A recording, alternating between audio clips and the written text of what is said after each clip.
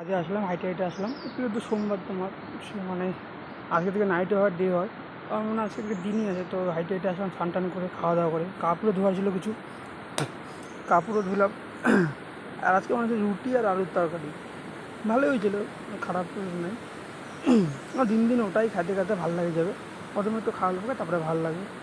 আর আজকে তোমার রোদও আছে আর ঠান্ডাও আছে, ওদের হাওয়া চলতেছে তোমার বুঝতেই পারছো। আর যেন বলে আজকে থেকে সবারই ডিউটি চালু হয়ে যাবে। তো ভাই ইউটিউবার 8টা বাজতে চললো, এটা তোমার যে রিটিটি হবে রিটিটি হয়ে ডিউটি যাও।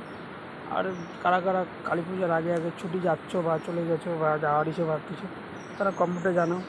এই আমার যাওয়ার ইচ্ছা আছে, তো এই কবে কবে বেরোই আমি।